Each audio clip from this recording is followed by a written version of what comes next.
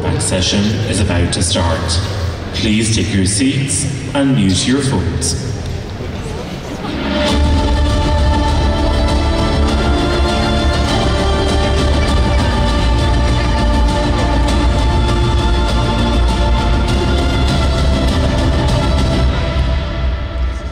Good afternoon, everyone. I'm Birgit Poniatowski, the Executive Director of the International AIDS Society, and it is my great pleasure to welcome you to one of the most important sessions of the conference. As we near the close of AIDS 2024, many of us reflect on the vast conference program and perhaps thinking about all the sessions we really wanted to attend but just couldn't because it was impossible to attend everything that interested us.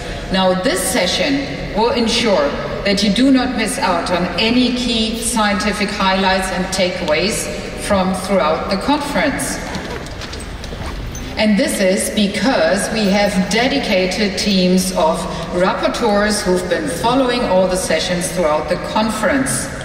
And I would like to extend our sincere appreciation to all of our rapporteurs, the lead rapporteurs and the full teams who have been working tirelessly throughout the conference and, as I just heard, missed out on all the evening functions because they were summarizing the key science.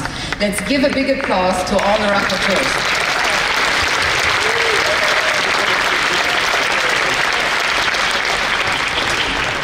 First on stage will be Track A lead rapporteur, Zaza Ndhlovu, who is Assistant Professor of Medicine at the Harvard Medical School and faculty at the African Health Research Institute in South Africa.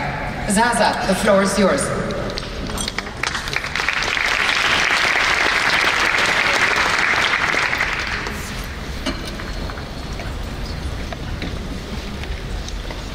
Thank you for the opportunity to lead the basic science track. I want to start by thanking my colleagues that helped with this rapporteur for basic sciences, Krishen, Andrea, Julia, and Federico. They did a fantastic job summarizing those presentations, and I encourage you to go read them. Thank you very much, team. So there were 4 major themes at this meeting for basic sciences that I want to highlight. It's pediatric HIV, sex differences, HIV cure research to the bulk of the presentations, and HIV vaccines. So we heard at the beginning that we have to put people first. And the very first presentation, we were told we are leaving the children behind. I was really struck by these data, showing a widening gap in ART coverage between adults and HIV. I wondered, how can this be? Adults are responsible for every infection that a child has. Why are we leaving them behind? Is it possible that a mother would go and seek care and leave the child behind, or are these orphans? We really need to get to the bottom of this because this is unacceptable in my opinion. A little bit of good news we heard, especially from the region where I come from, Eastern Southern Africa. I think ART coverage for children is very, very high, which is encouraging, but other regions it's quite low. And then we went into the presentations where we were shown, again, we know that young women, particularly in Southern Africa, are at an increased risk of HIV acquisition. And then we were told by Philip Goda that this disadvantage starts even before they are born. So these data showing discordant twins, male and female fetuses have higher risk of HIV acquisition in utero compared to male fetuses. But even when they are born without HIV, they are not out of the hoods yet, because whatever the mother has, the mother passes on to infants a lot more than just the virus. We saw a lot of presentations where we saw the microbiome of the mother and the infant matching. We saw that the quality of antibodies that are passed on to the infant would either elevate the risk or be protective. So for me, the take home here is that to improve the health outcomes of infants, we must focus on health and well-being of expectant mothers. And please, let us protect the children. They are the future of humanity. So we go on to spotlight on HIV cure. I think most of the presentations were on HIV cure, and I apologize to you if I don't highlight some of your wonderful work.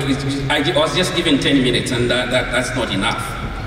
But one highlight that really stood out for me was the next Berlin patient. And we all are very familiar with this data, but I just want to make 2 points here. One is the potential HIV cure-induced allogenic stem cells independent of CCR5 means that a lot more patients would be eligible for this important intervention. And secondly, it really just re-energizes our field that actually a cure of HIV is possible. Then we went on to a lot more presentations on the strategies that various groups are using to cure HIV, and I want to highlight CRISPR-Cas here.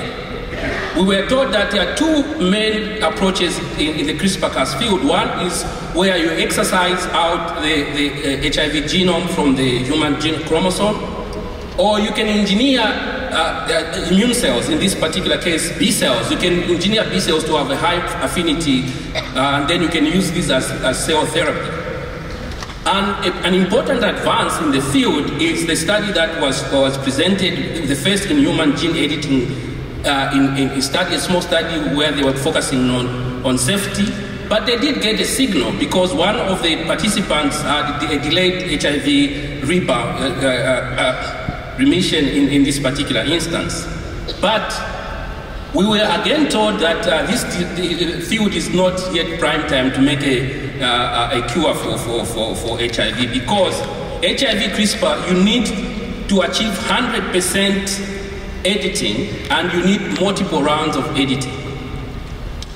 And this comes with a lot of risk for unintended consequences. And then we were also told that the current technology that is being used is prone to very large deletions that may cause cancer. And so in these kinds of studies, you have to follow your participants for 15 years. So the big question was, who pays for that? Then we went on to studies that we are focusing on HIV in tissues, and this is important and an important topic to me personally because I work on that. To understand that the virus or the HIV reservoir, most of it is in the tissues. This last GIFT study where they were able to look for HIV in various tissues within the body, and if you can see in this teasing plot, you can just see the mosaic of colors, meaning every tissue has different immune microenvironment, different immune target cells, different HIV reservoirs, and so it is much more complex, and some of it doesn't spill out in the blood.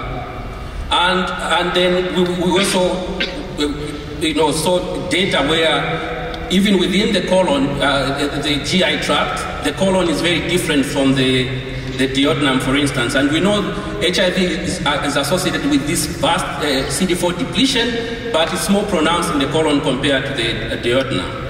And then we had a lot of presentations about the cells that are actually reservoir cells, and we know CD4 T cells in different flavors are reservoir cells. So what about macrophages? So we were told that in humans you can actually identify in human lymph nodes macrophages that are ingesting HIV-infected CD4 T cells or macrophages that are productively infected. There's been a lot of data recently showing that infected macrophages or reservoir macrophages in the urethra, in the CNS exist. I do not understand why this still remains a controversial topic. I think we need to get out of the dogma and take it seriously. It might be a smaller reservoir, but a reservoir nonetheless. And then there was a presentation, which I liked very much, on the topic of ATIs. We know ATIs are very risky studies. You put your participant at risk of HIV, unintended HIV transmission, or a lot of risks. And so you have to be very careful when you design such studies. This study looked at 6 different studies that had used different interventions, and they looked at the same outcome, loss to virus control. And the winner in this analysis, in this meta-analysis, was the BNAP sensitivity at ART initiation. So for me, the take-home message is that each time we are trying to design an ATI, please try to build on what works. Don't try and start doing something that didn't work somewhere else, and it's not justifiable to put your patients or study participants at risk. Lastly, there were a lot of topics on vaccines and good news and bad news, but very, very optimistic and forward-looking in the vaccine field as well, because in this VRC01 study, it was shown that when the viruses, circulating viruses, are sensitive to VRC01, the virus works, the vaccine works. There's a medicinal vaccinal effect, which is clear. But the BNAPs have to be of a high magnitude, and of course we will need multiple BNAPs, but it's a big step in the right direction, in my opinion. And then Devin gave a terrific plenary presentation here yesterday, I'm sure you all agree, where he demonstrated that germline targeting is a very viable strategy whereby VRC01 class B cells can be primed in humans from diverse ethnicities. In Africa they did it, here in the US they did it, and both with protein or mRNA. So that's really exciting. And there's a whole bunch of strategies in the pipeline that are coming up, and I think the field thinks that it's going to be accelerated, one, because of mRNA vaccine platforms, which you can make these vaccines fairly quickly, and two, because of all these different kinds of approaches. And this morning we heard, and we started with the pediatrics being left behind. It's very, heartwarming to know that there's a pediatric vaccine that is being tested in South Africa, and this vaccine induced BNAPs and in children, if similar to adults, if not better. So it's really, really encouraging. A key question I have for the vaccine field is, a vaccine capable of eliciting both humoral and cellular immune responses is more likely to induce durable protection. However, very little effort is currently dedicated to this strategy. How can we accelerate this research? All right, and I want to end by being a little bit controversial and say Africa is not just Kenya and South Africa.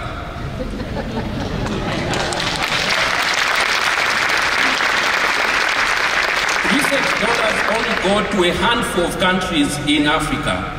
If we truly want to put people first, it must be all people and not just some people. If anything, COVID-19 taught us that we cannot end the epidemic anywhere if we don't end it everywhere. So I urge you all, scientists and funders, get out of your comfort zone. Reach out. What about Angola? What about Namibia? What about Chad? What about Burundi? Thank you.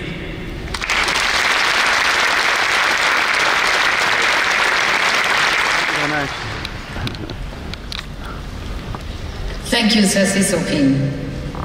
Now I'd like to welcome Track C lead, Rapporteur Benjamin Bavinton, who is a senior research fellow and group leader at the Kirby Institute in Australia. Benjamin.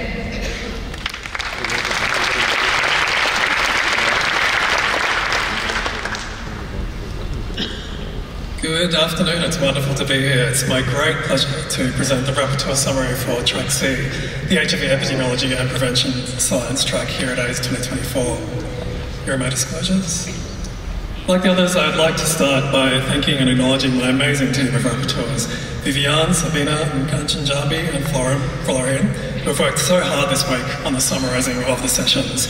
And I'd also like to extend a special thank you to the amazing Justina and Lorraine at IAS for all their invaluable support throughout this week. So the first thing to say about Track C this year is to acknowledge the incredible diversity of topics, populations and regions that were included in the program. And it's a really tough job to summarise, so I can't cover everything, my apologies. We saw data presented from all regions of the world, from multiple countries within each region, and in multiple key and priority populations, including the ones you can see on the screen and more. We also saw abstracts, symposia, satellites, and plenaries on a vast and diverse array of important topics relating to HIV prevention science, which again, you can see on the screen. I can't go through them all. I'll just highlight a few in the interest of time.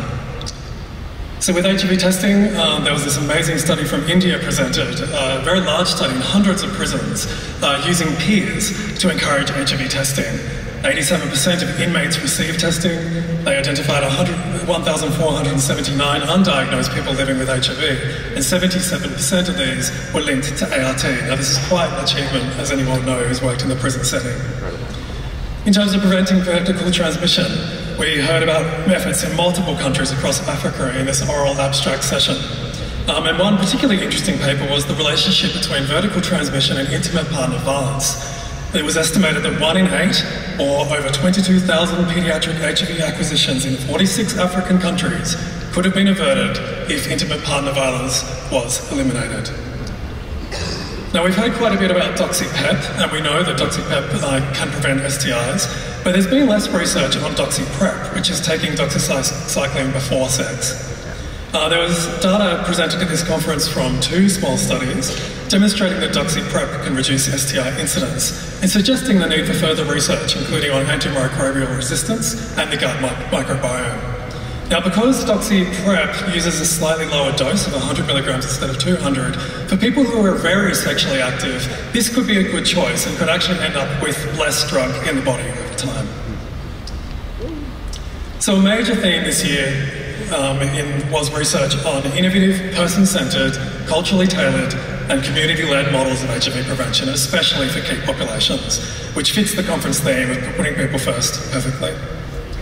In almost every session of Track C pointed to the need for these approaches. But more importantly, this conference has included a veritable explosion of global evidence of what we who belong in or work with community have always known. The peer-based, community-led interventions improve health outcomes. For example, in Uganda, training and mentoring staff at 17 civil society organisations' safe spaces resulted in 5 times more efficient HIV case detection and PrEP initiation compared to traditional health settings. Also, on Wednesday, we saw a talk that highlighted a multi-level risk reduction intervention reaching people who inject drug through peers at the US-Mexico border that significantly decreased condomless sex and increased safe injection practices. So across regions, populations and topics, we saw repeatedly that studies confirm the critical role of community leadership and person-centred approaches, including in how we conduct research as well, which was so eloquently described yesterday in the plenary by Veras. Importantly, many speakers noted that putting the community first must also mean not overburdening them, and that sustainable funding for communities is critical. Now, the major topic of Track C this year was PrEP, and so the rest of the talk will focus on PrEP. So I'll start with what was certainly the most highly anticipated talk in Track C, the interim results from the Purpose 1 study on twice-yearly lenacapavir PrEP in cisgender women, presented by Linda Gale Becker on Wednesday at the Co-Chair's Choice Special Session. This study used an innovative design and compared 3 randomised arms. Firstly was the long-acting injectable lenacapavir injected every 6 months with an oral daily placebo, and then 2 other arms with a placebo injection, which was a daily oral FTAF, because data on this form of oral PrEP has been minimal in cisgender women, and then of course the mainstay of PrEP to date, daily oral FTDF. The trial also compared the efficacy of these 3 active products to the estimated background HIV incidence that would be expected in the same population if they were not on PrEP, which we hope may be a useful model for such trials going forward. And importantly, the trialists listened to the community and to the stakeholders and included women who became pregnant throughout the trial and adolescents, ensuring that we don't have to have long delays in regulatory approvals for these populations, as we have seen with previous PrEP products. Here are the headline results. This was an amazing session, and one that I'll always remember. There were 0 HIV infections in the lenacapavir arm, showing superiority to both FTAF and FTDF, which were not significantly different to the estimated background HIV incidence. Linda Gale concluded that lenacapavir offers an efficacious, safe and discreet choice for PrEP, among cisgender women, which offers great promise to reduce the global burden of HIV. And we eagerly await the results of Purpose 2 in cisgender men who have sex with men and gender-diverse populations, which are forthcoming.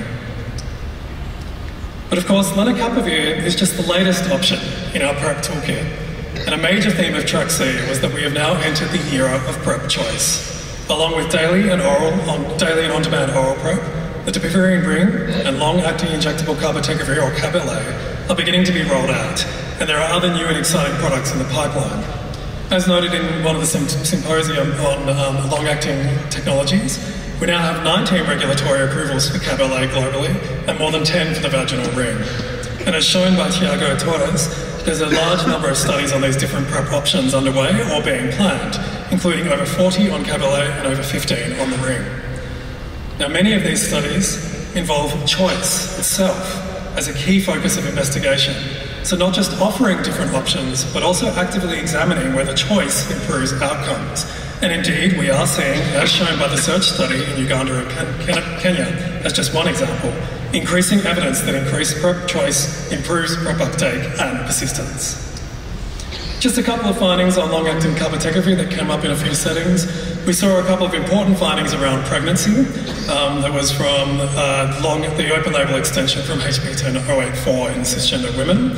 So this showed no differences in poor maternal outcomes, severe adverse events on congenital anomalies between Cab-LA users and non-users, and no seroconversions in pregnant participants.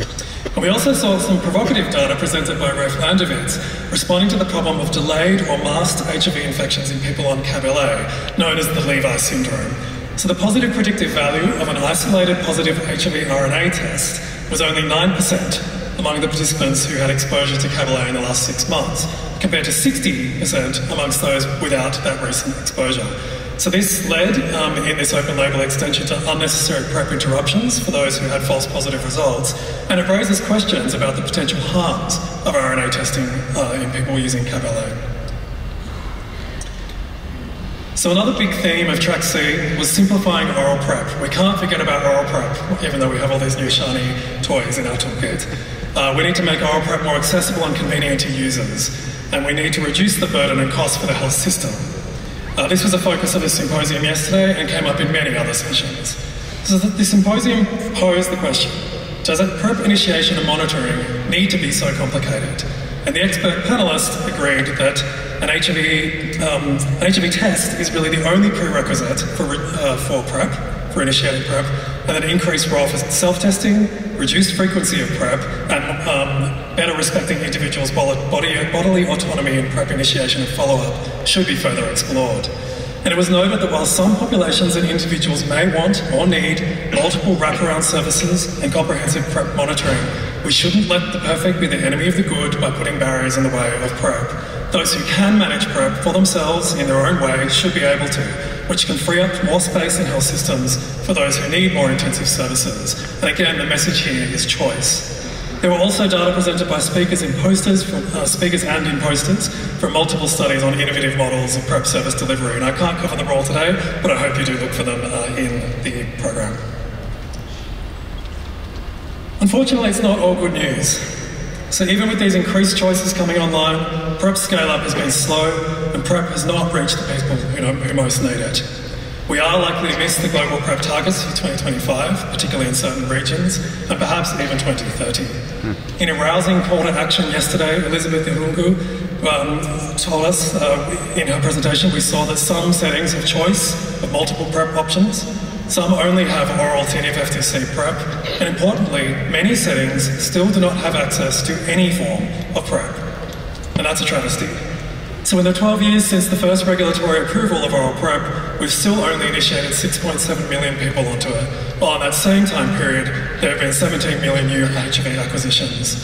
So it was noted in many Track C sessions that increased options don't always equal increased choice, and this is really about access, among other things. Regulatory approval and availability are the first steps, but as noted by Albert Liu and AVAC on the slide here, it is never just the product, but all the elements that must come with it to make it desirable, feasible, accessible, acceptable, and dare we say it, pleasurable. Access to and cost of PrEP across a variety of settings, not just low and middle income countries, was a topical theme. As Elizabeth and others said, all stakeholders in the HIV response must learn from our mistakes with PrEP rollout to date and rapidly and equitably implement all forms of PrEP as fast as we possibly can. So I'd like to thank the organisers of AIDS 2024 for giving me the honour of leading Track C this year for rapporteuring. Thank you for your attention.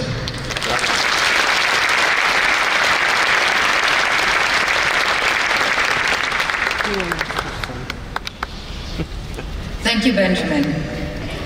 Next up on stage is Track D lead rapporteur, Maria Amelia Veras, professor at the Santa Casa de Sao Paulo School of Medical Sciences in Brazil. Maria Amelia.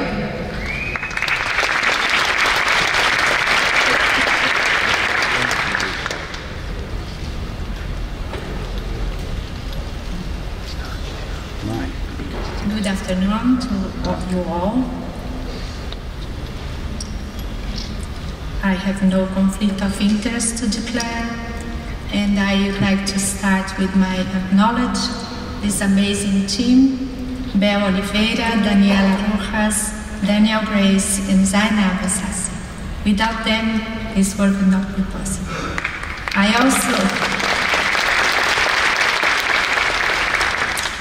also would like to take this opportunity to thank IAS for the honor to be here, to thank Dr. Inês Dourado for the indication. Special thanks to Justina and an amazing support team of IAS. I'd like to start reading for us, remembering what is Track D about it. So we should focus on factors that affect HIV transmission, access to prevention and treatment, and the reduction of health disparities. Research in this area advances our understanding of HIV vulnerability and protective factors, HIV testing, and self-care behaviors, HIV-related stigma and discrimination, and the behavioral and social dynamics associated with prevention and treatment.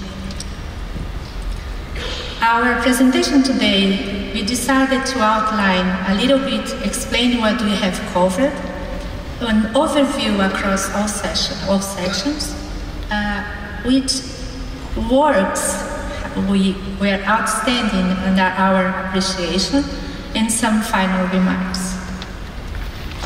What we were able to cover: opening sessions, plenary sessions, symposium, and oral abstract sessions.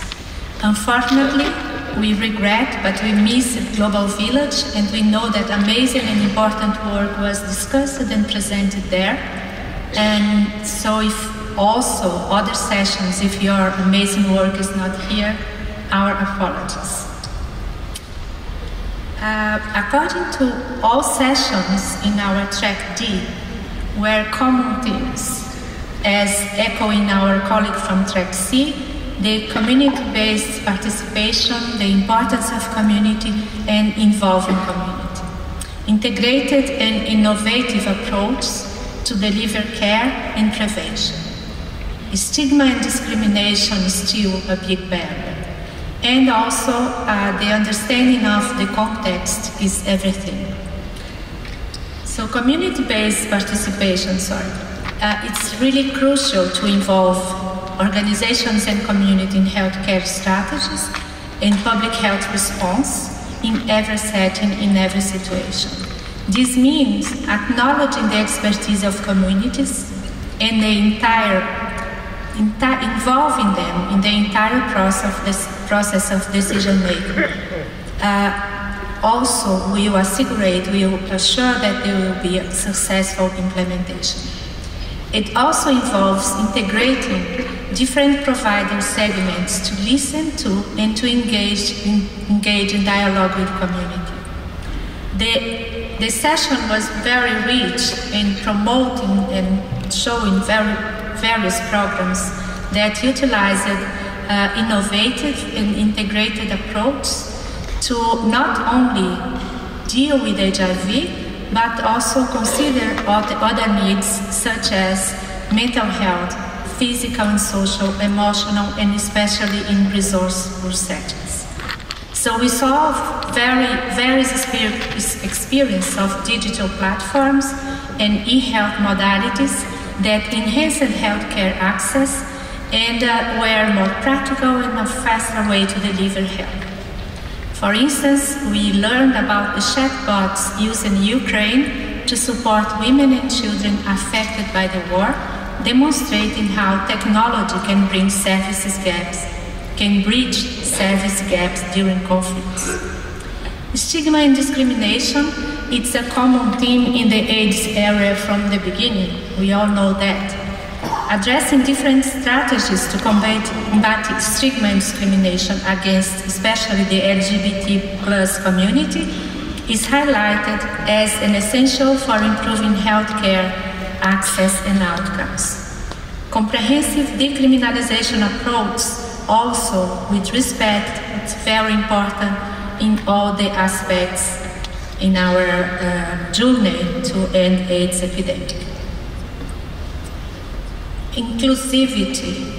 There is a strong emphasis also highlighted by my colleague in the previous section, in the previous talk, on ethical imperative to include marginalized population.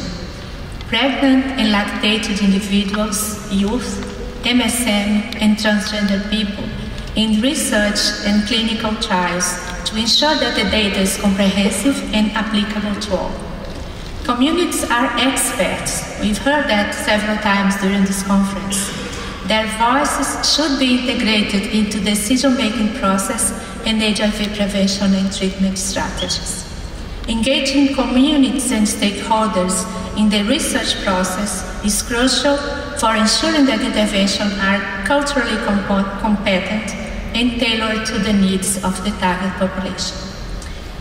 What's missing more, and we highlighted that, is more community-based participatory research and approach. So this is something that we learned in a beautiful presentation of Dr. Veras in the plenary session yesterday.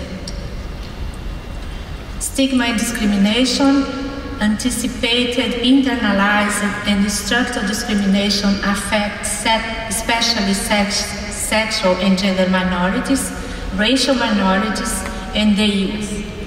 They constitute important barriers to access HIV services. So designing clinic and research spaces safe and welcoming for those marginalized population is a way to decrease or to fight against stigma and discrimination. Some work reported the intersectional discrimination characterized by social exclusion and violence, which disproportionately impacts men living with HIV. This was linked to higher rates of HIV and bacterial STIs, especially among men who have sex with men of color. Comprehensive discriminalized approach that combine healthcare with respect to dignity should also be considered. Policy advocacy, the criminalization of homosexuality, as seen in Uganda, forces individuals to engage in risk behavior, so in not seeking care, exacerbating their health inequalities. So the human rights framework should be upfront for informing this program. We will show you some highlights of our track, impossible to cover everything. So one very important discussion session yesterday was the war, how the war impacts response for HIV in conflict zones and in displaced forced populations. I don't have time to go into details, but I invite you to please look at the important work that was shown in that presentation, including an important call from Uganda colleagues to delegates to join the Ugandans' fight for the repeal of the act and criminalizing homosexualities. The most important thing, most important session was taking the COVID experience as one paradigm, how misinformation, fake news, can hamper and disturb HIV response. So in this sense, the social platforms have significant responsibility, and we've learned also that it takes time to trust health sector institutions, but it's easier to destroy them through this fake news approach. I will not take time because it was already referred by the track C, the use of long-acting cabotegravir in pregnant and lactating people. What I'd like to stress here is the work shown by Imelda Mahaka, stressing the important ethical and equity issues related to the inclusion of women in research. Today we have another very good presentations that we will not have time to go through, but the one exploring the kaleidoscope of experiences among people living with HIV, in which the impact of the new laws criminalizing and threatening the rights of the people are shown. The second one was breaking barriers, what means only transgender voices. It was a whole session led and talk about the transgender people, and sharing the lessons that transgender communities having to integrate health comprehensive service in HIV care. Language matters, and we have an excellent session talking about integrating sex into HIV and STI dialogue. I have two very short videos here, but I don't know if I have time to show. And also, we have another one showing as social media was used in New Zealand to combat stigma and discrimination. To finish my presentation, we talk about some take-home lessons to the whole track C researches and initiatives across the world. Consider integrating more theoretical framework into the interventions conducted. These frameworks can provide a solid foundation for understanding underlying factors and guiding the design and implementation of effective strategies. We can enhance the effectiveness and sustainability of the interventions, ensuring they are well-grounded on basic solid evidence. Another thing that is important is the crucial role of international organizations advocating for policy change and legal reforms to support communities in combating the criminalization of homosexuality and safeguarding the human rights of marginalized groups. We need to talk about comprehensive funding and resource allocation. Different models were proposed and discussed on how to do that. And the final message that I'd like to leave is to celebrate spaces like this one, conferences that bring together and include community, researchers, policymakers. It's a very important setting and environment to be facing this big challenge that we have. Stephen Trashher took part of their life understanding, dedicating to study how HIV, race, criminalization were linked to the HIV epidemic. They say the social inequalities greatly influence who can survive viruses. So this quote here is related to the COVID-19 pandemic, but it could be applied to HIV as well. It came clear that sickness and death reflected the existing systems of discrimination, housing, education, employment, income, healthcare, and justice. Thank you.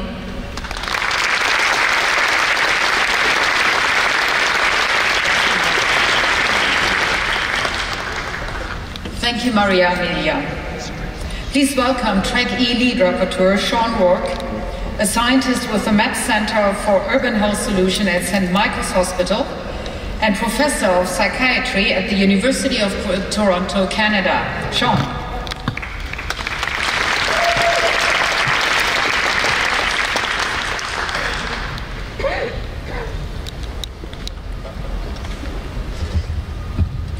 Such a real pleasure to be here. Thank you so much to the organizing committee.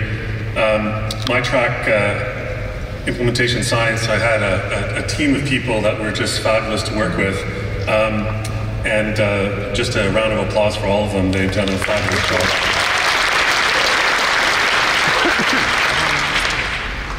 So I'm going to stay at about 20,000 feet. My colleagues that came before me spoke about many of the studies, but I want to situate the work that I do as a clinician, as a professor, as a community leader, as a person who does implementation science. And, you know, just to situate that in terms of thinking about what it means to do this kind of work, working at the center, first I have to say that it's just an amazing opportunity to work with extraordinary people from all the sectors, and the whole philosophy behind the things that we do in our work and sort of putting people first and communities are sort of just at the foundational pieces and the roots of what you do in implementation science if you really want to make it work.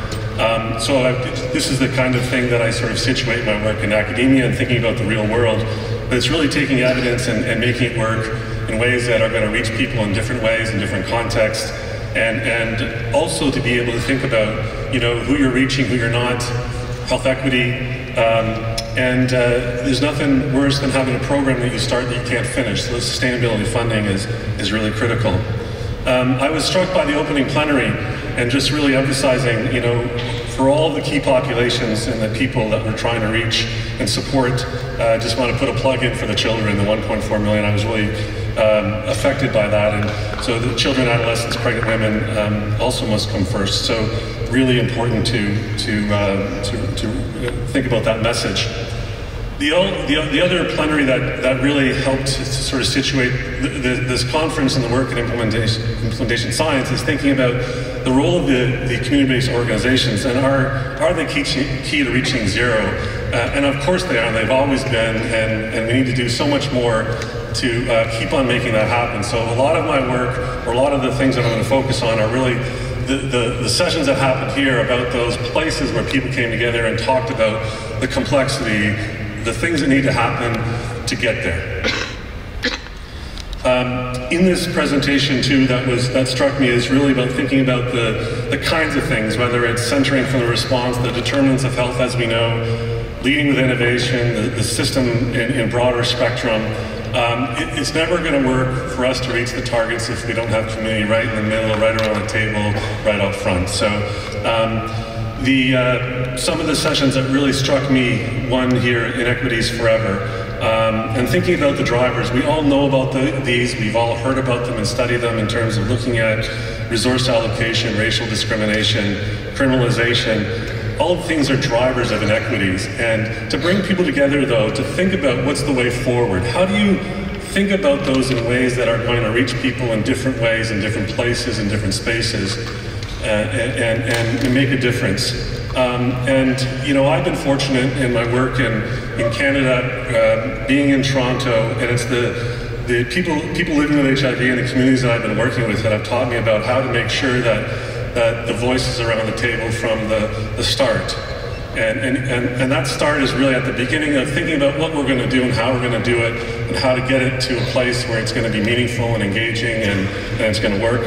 And without that, you know, you can reach some success, but you really won't have the impact that you're trying to have. The other symposium that struck me was really bringing people together, from people living with HIV and thinking about the generational things that are happening, people coming from really rich, diverse backgrounds in terms of their sexual identity and gender, and thinking about, you know, young and older people, and thinking about how you bring people together, and just, it's not just knowledge translation for one thing, it's thinking about generational effects, and I think we're there, and it was really a rich discussion that happened in one of these symposiums, which I encourage you to look at. We covered as a team a number of sessions for oral. There's 2 slides I'm going to show you, and really looking at, thinking about, we're still looking at how implementation science can advance us in thinking about people who have advanced disease, and what can we do to reach those people in ways to keep on getting treatment in the real world and effectiveness happening.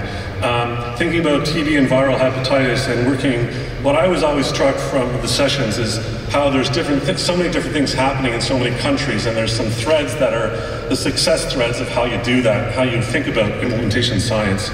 When we talk about PrEP and prevention, again, lots of stuff happening there, but really making sure that we always think about the communities and where things happen. And I know from my work, and I can see this in all the work that's happening here, that, you know, one thing that works one place may not work another, and how you have to think about that and make sure you're doing it properly.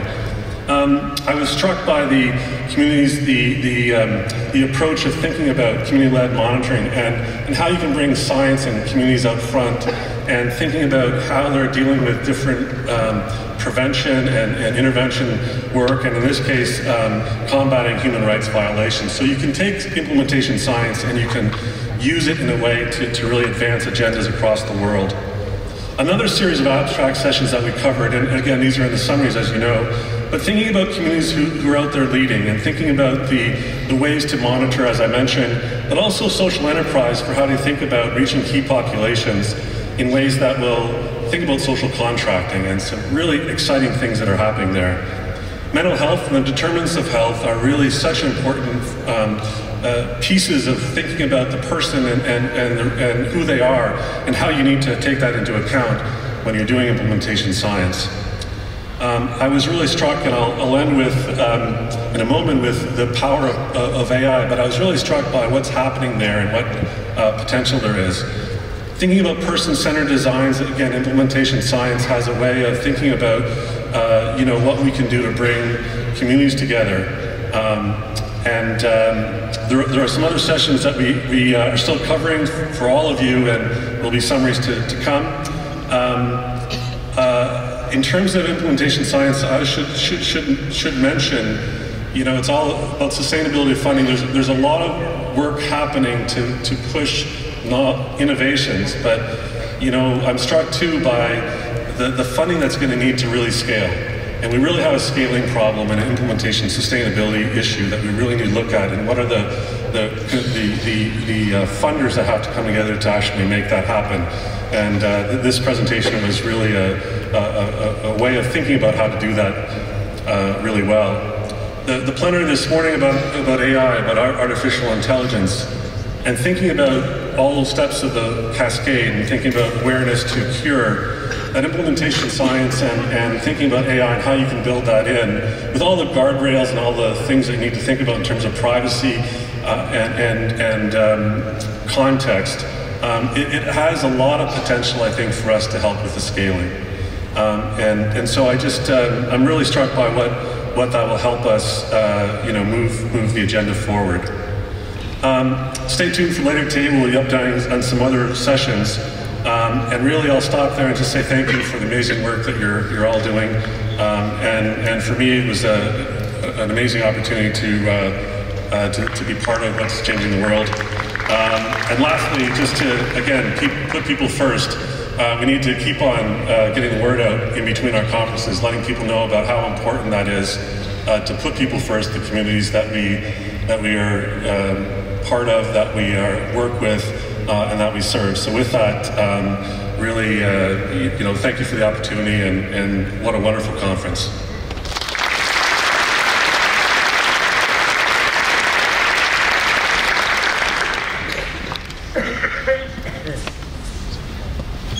Thank you, Sean. Let's now welcome Track F lead rapporteur, Oratile Moseki, who is the lead of human rights advocacy at Frontline AIDS in the UK. Oratile.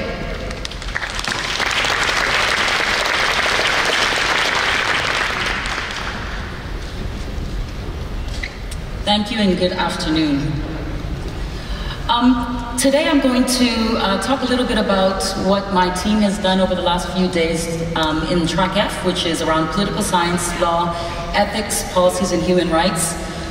Thankfully, a lot of the rapporteurs that have already spoken, we had a lot of overlap with, so I won't be covering as much as I'd hoped to, so I'm very thankful for that.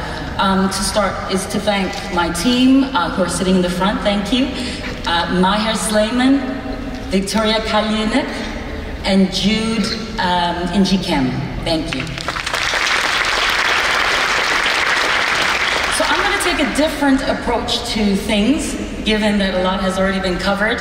And as our Sean has just done as well, is kind of take a little bit of a bird's eye view of the situation that we're all facing right now, which has often been called a polycrisis. I've taken this slide from the Global Risks Report of 2023, 18th edition, World Economic Forum, to just kind of help illustrate that outside of the HIV sector, we're dealing with the bigger issue at hand. And then as you can see, we are one of many different issues that are occurring today. We often find in the work that we do that we bandy around words, and we know that words and language have power, discourse has power. So as a facilitator and as a trainer, I'd like us to begin by first breaking down what we mean by a polycrisis. So the word was first coined in 1970 and popularized by the historian Adam Tooze to describe the coming together of multiple crises. It's a time of great disagreement, confusion, suffering that has caused many different problems at the same time, so that they're having kind of a really big effect. So this is creating kind of what you would think of as a laundry list of challenges with how they're impacting, invariably impacting the HIV response. And as the Right Honorable Helen Clark, Chair of the Global Commission on Drug Policy, and the former New Zealand Prime Minister reminded us in her keynote address entitled Global Health is a Matter of Global Politics on Wednesday, when she was speaking on the multiple crises, that not only are we dealing with old challenges that we've failed to meet head on, we're now also having to deal with new challenges that have emerged. And taken together, these are overwhelming our capacity to respond. And that she recommends that multilateralism is essential because, as we all know, none of these challenges can be dealt with by one country alone. And it is her call to action that we hear too much about shared values and very little about shared interests, and might I also say shared action. And she has called earnestly on the global community to engage effectively across the lines of political systems and across the world's regions, including in the health sphere. So thank you, Right Honorable Helen Clark, for that reminder. But if we have to kind of downscale and start to think about our locus of control and kind of what are the most immediate and pressing issues that are facing us when it comes to kind of socio-political, geopolitical issues that are arising, that are affecting the HIV response. And what we heard a lot of in the last few days were these kind of 6 key thematic areas. I'm going to start first with the funding crisis and the issue of debt burden. That whilst we applaud the reaffirmation of funding commitments made by several donor countries, including here Germany's, as was stated by Chancellor of Germany, His Excellency Olaf Scholz, in the same breath, we are facing a backpedaling on commitments to funding in the HIV response from several donors, private sector, and other philanthropies. Current funding for UNAIDS, for instance, is at 160 million, and that's less than 50% of the resources that we had available through UNAIDS in 2015, so almost 10 years ago. And that for maximum impact, UNAIDS estimates that it will need 210 million annually, which represents less than 0.02% of the total health spending in low and middle income countries. And whilst there's good reason to celebrate PEPFAR for its new series of initiatives around youth and key populations, so we acknowledge that, we welcome that, there continues to be uncertainty around the shortening and ever-shortening reauthorization. Speaking to the need to free developing countries from the stronghold of debt, the UNAIDS Executive Director, Winnie Byanyima, in her opening remarks on Monday, and then again echoed by Right Honorable Helen Clark, spoke with great concern about the new study by Debt Relief International, revealing that developing countries are facing the worst debt crisis in history, with almost half their budgets being spent on paying back their creditors. They calculate that more than 100 countries are struggling to service their debts, resulting in them cutting back on investments in health, education, social protection, and climate change measures, and that's not okay. Countries are not able to finance their health sector if they're having to pay back debts to the very same hands from the development aid world. When it comes to war and conflicts in countries, including, as was discussed over the last few days, in Ukraine, in Gaza, South Sudan, Myanmar, and in many other countries, communities are experiencing harrowing human rights crises spanning all aspects of their lives, impacting them with violence and death, and where safety, access to clean water, and food has had to take precedence over health needs. On the topic of the Russian war in Ukraine and the Russian impact on surrounding Eastern European countries, we were reminded by the Executive Director of the Alliance for Public Health, Andrei Kepikov, to build political solidarity, strengthen political action, and protect the democratic values that don't only affect their community but affect us all, and it's all our concern. Those are the shared interests we need to buy into and act in solidarity with. Now, speaking on an area of work that I spend a lot of time thinking about and sleepless nights I have around it is the anti-gender movement and the so-called pro-family movements that are wreaking havoc in our communities globally. They're inciting moral panic and reversing years of gains in sexual and reproductive health and rights, including safe and affordable abortions, LGBTQI+ rights, and the rights of young people to access comprehensive sexuality education.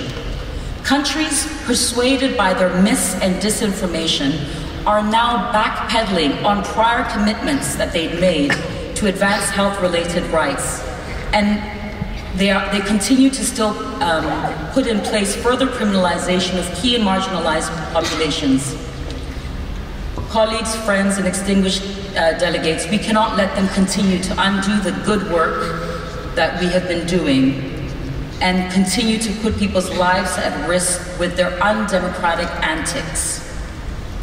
And linked to this is something which I like to call the triad, which is of rising conservatism across continents, democratic stagnation, and political polarization that is impeding that very multilateralism that we're being called on to enact, and the global collectivism that we desperately need right now. And finally, but not least, in terms of climate change, we're finding diffusion of accountability around the issue that is displacing people from their homes. It is fueling the HIV epidemic in its wake. It's causing food security issues, malnutrition, and other humanitarian crises. And there yet seems to be a continued political diffusion to take accountability from our global leaders. We need people to act now. We need our global political community to act now. So having spoken on those, I'm just going to delve in now and kind of drill down on some of the key topics that arose over the last couple of days. The first being, again, the anti-gender movement, which we're seeing has taken a three-pronged approach to its advocacy. The first being the denial of comprehensive sexuality education that is leaving young people ill-equipped to protect themselves from HIV, and the continuation of the practice of promoting abstinence-only approaches that are really ignoring young people's needs and their requests, things that they've actually asked for. The second one is around the intensified criminalization and stigmatization of LGBT communities, and finally looking at the undermining of other sexual and reproductive health rights, as I had said before. From a presentation that was given by Michaela Clayton, and with thanks to the HIV Justice Network, is to speak on the different kind of impacts that HIV criminalization has had is that we're still seeing that still 79 countries continue to penalize or continue to have punitive HIV-specific laws, with 4 extra countries being introduced recently. But however, we have been seeing some progress with 9 countries who have decriminalized HIV transmission. And so we will continue to see this unless we do something about the criminalization of HIV transmission. In terms of consensual same-sexual acts, we still have 60 countries that criminalize LGBT lives and rights, and 132, thankfully, who have decriminalized. As Namibia's High Court recently noted, the enforcement of the private moral views of a section of community, even if they form the majority of that community, which are based to a large extent on nothing more than prejudice, cannot qualify as such a legitimate governmental purpose. And we applaud Namibia for the recent decriminalization. In terms of impact of criminalization on people who use drugs, we know that HIV prevalence amongst people who inject drugs continues to be on the rise in many countries at alarming rates, with high levels of co-infection, Hep C co-infection. The criminalization of drug use and possession, restricted drug policies, and aggressive law enforcement practices are key drivers of HIV and Hep C epidemics amongst people who use drugs. Fear of arrest, discrimination, marginalization, stigma and violence drive those communities underground and away from the very essential services that they are entitled to. And we need to put an end to the criminalization of drug use and possession. Next up is to state that as of today, we still have 189 countries that criminalize sex work. We have 4, I'm not sure people know, where there's actually an absence of law around sex work. 15 have implemented a system of legalization, and only 3 have decriminalized sex work. So these are all stats that can be found in the session. I would encourage you all to go and look at the session that was delivered, I think it was on Tuesday, by Michaela at the special session. And finally, the criminalization of transgender people. We know that it continues to persist, with 24% being no data at all on the criminalization of transgender communities, 64% who do not criminalize but still have legislation that constrains their rights, and 12% that very unequivocally do criminalize transgender communities. What does this all mean for HIV? It means that whilst we continue to have a target around target of 90% access to services for our key population, only 49% of sex workers, 29% of gay men and other men and men who have sex with men, and 36% of people who use drugs are accessing those very services. And we are way below the target, as you can see. There was a really great session around the health of displaced people in wartime that was called, as you see on the screen, Who is Responsible? The question was there. And there was a lot of testimonials shared by communities who are displaced. And it's really difficult to hear, and if you've been in those sessions, quite overwhelming to hear about the fact that there's been a lot of confusion around the services that they have. They're in Gaza, continuing shortage of humanitarian needs that have kind of overridden health. HIV response health in that case. In Ukraine, the ongoing shelling by Russian forces has meant that they have to prioritize their safety over their health needs. In Sudan, that the most displaced people have been noted as women and children in need of specialized support. And in a recent study that's been completed by the UNHCR, 107.3 million people who are forcibly displaced worldwide are poorly informed about and provided with health services due to the lack of coordination and funding for emergency initiatives. Now, I was going to go through a whole bunch of stuff here because I'm out of time. And just quickly open up this last slide. It was noted as very important. Something that we needed to absolutely cover is the IAS Lancet Commission on Health and Human Rights, presenting to us 8 domains of health and human rights that helps to untie the poly crisis in a way that we're featuring. So it gives us kind of a systematic evidence-driven, empirical approach to how to tackle the multitude of social, political, and economic barriers that we're facing today. And I just would like to present them on the screen here. They help to elaborate on those. They said, firstly, that there's a social ecological model that really should be pursued, that centers around the very first thing being human dignity and putting people first in any approaches that we have to policy and programming. And they've encouraged us to follow the empirical and measurable approaches to programming that they've provided and follow the 8 domains of health and human rights and put people first. Now, I really was looking to come to this last one, and this one is important because it is the opinion not of me, but all of the other key population activists that I've spoken to over the couple of days. I've spoken to youth, young people living with HIV leaders, I've spoken to sex worker leaders, I've spoken to people who use drugs leaders. So I would like us to acknowledge that this is the kind of the community recommendations that have come out of this session.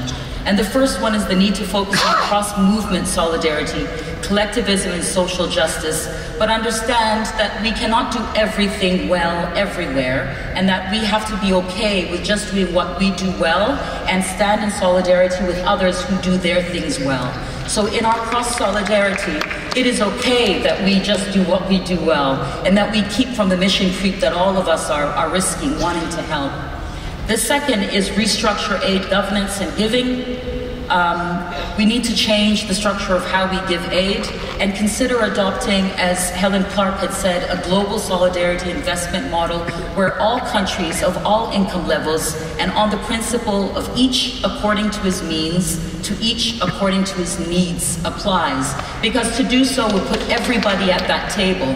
It would not be just for some, but it would be the voice of all. We'd all be sitting at that table from all of our different countries. Thirdly, as Winnie Byanyima also said, free developing countries from the shackles of debt. Colleagues, aid is not a gift. It is due justice for the ravages of colonialism and imperialism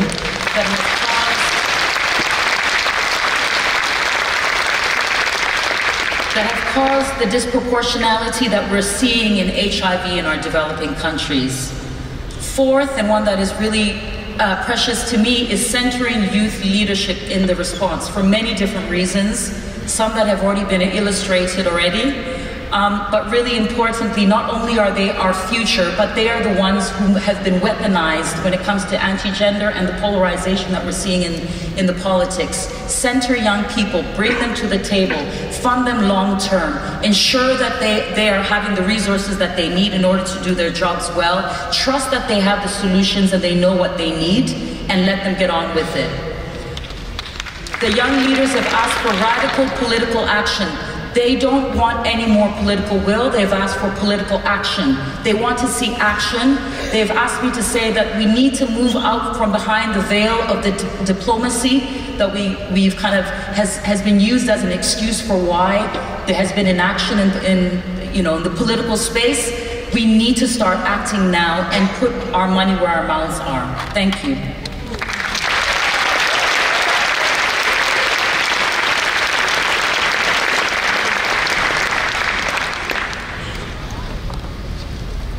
Thank you, Oratile.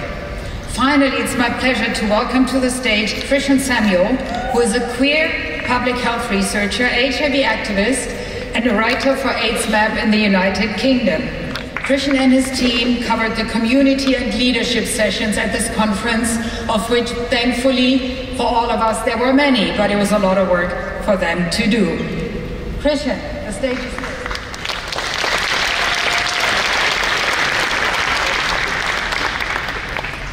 Hello, everybody. Standing here in Munich this afternoon, the pink triangle takes on an added somber significance. I'd like to just take a moment to recognize both the historical and present marginalization, criminalization, and persecution of communities at the heart of the HIV response, all the way from Ukraine to Uganda to Palestine and beyond. I would also like to just take a moment to recognize our wonderful rapporteur team. Unfortunately, Susan Cole, our lead rapporteur, could not be here with us today. Thank you, Lucy, Miguel, and Judy for your wonderful work this week. So, On to some of the themes of community and leadership at AIDS 2024. We'll be going through each of these. Centrality of community. Communities living with and impacted by HIV have really formed the backbone of the response to HIV over the past 4 decades. The role of communities in moving us forward is absolutely undeniable. However, civic spaces continue to shrink and community efforts are underfunded. Leadership starts from communities. We need to do more to encourage emergent grassroots leadership. And also, language matters. As we've been hearing all week, put people first. We need to move away from stigmatizing terms. What's been really great to see this week is that among some of the very esteemed delegates, such as Nobel Prize laureates and ambassadors, we've seen the same message coming through. This is what we need to see more of from leaders. Also, we've heard a lot about choice. One size certainly does not fit all. Communities have different needs and desires. We are not all the same. Our choices and barriers are not all the same. So we now know that the pathways to ending the ending HIV as a public health threat by 2030 will need to be tailored, diverse, inclusive, and innovative. There's certainly been quite an emphasis on expanding the range of preventive and treatment options to meet the needs of diverse communities. It's been really wonderful to see that scientists have responded to the differing needs of communities, and there's been an exciting expansion in terms of preventive options that work for a range of community members, including pregnant women, who have often been left behind in the past. However, speed, scale, and equity are crucial in ensuring that novel preventive options, such as injectable PrEP, reach those who need it most and on time, importantly. It's also been great to see that there are a range of new digital health options available, and these have expanded since COVID. However, we need to be aware of not reproducing inequalities with these options. It's important to remember that not everyone has internet access, not everyone is literate, not everyone speaks English, and therefore, once again, accessibility and inclusivity remain really key when thinking about digital advances. In terms of quality of life, we've seen that there are challenges with disengagement from HIV care across the lifespan. And of course, this negatively impacts quality of life. We also see that we need to consider the different needs of people living with HIV across the lifespan. Children who grow up to be adolescents have a particularly challenging time. In most countries, there are very strict age of consent laws in place that limit access to HIV testing, prevention, and treatment without parental consent. This needs to change. We are thrilled to be living longer with HIV. However, aging comes with unique challenges, comorbidities, managing the cost of living with HIV, diabetes, cancer, and so forth. Also, so much of the emphasis focuses on our physical health and not enough on our mental health. We have incredible tools such as undetectable equals untransmittable, or U equals U, and it was great to see this week the launch of the U equals U University. But we need to ensure that awareness among the general public and health professionals, both working in HIV and those working outside of HIV, is increased to realize U equals U as great stigma reduction potential. So we unfortunately see, as the previous speaker expanded upon, persistent inequities. Inequities in access to prevention, treatment, these have persisted, often driven by punitive and criminalizing systems. We see the intersectional axes of oppression. Communities impacted by HIV often occupy multiple stigmatized and criminalized identities. And unfortunately, as the last speaker said, anti-rights movements and regressive legislation have threatened to exacerbate these inequities and may even cause us to lose some of the amazing ground and progress that has been made. Communities need help from governments, funders, and allies to move stubborn legal, policy, and other structural barriers. We heard this week that someone dies of AIDS every minute. We also heard that there are still 1.3 million new cases of HIV annually. This is completely unacceptable. However, we've also seen that progress has been made and resilience is a huge part of HIV communities. So while some countries are on track to meet the 95-95-95 targets or have already met them, some subgroups, such as people who use drugs, are being left behind. Additionally, whole regions, such as the Middle East and North Africa, or the MENA region, are being neglected. Conflict, displacement, climate challenges, and other humanitarian crises in places like Pakistan, Haiti, and elsewhere threaten progress towards meeting targets. There is a critical need for realistic, measurable targets post-2025. Sure, we can be ambitious, but what targets are we able to realistically meet with the tools that we currently have? Also, communities continue to face incredibly challenging situations, such as in Uganda and Kenya, where anti-rights movements have been well orchestrated and well funded. And communities are saying very loudly and clearly, yes, we're resilient, but resilience should not be used as a reason not to provide community-led organizations with the funding and support that they urgently require. Visibility is dangerous, and yet community activists like Jay Malucha from Uganda are making their voices heard on none other than the main stage of AIDS 2024. Finally, we need bold leadership. We need leadership from youth, from communities, and from governments. This has been consistently highlighted throughout the week. Bold, brave, and visionary leadership is required to end HIV as a public health threat by 2030. And then, community protests were alive and well this week at AIDS 2024. We heard some slogans like trans rights now, sex work is work, lives over profit, and communities are experts. I'd like to end on a quote from Melikaya Soboyisi and other activists saying, "I dare you to find a problem that communities cannot solve. Communities are experts." So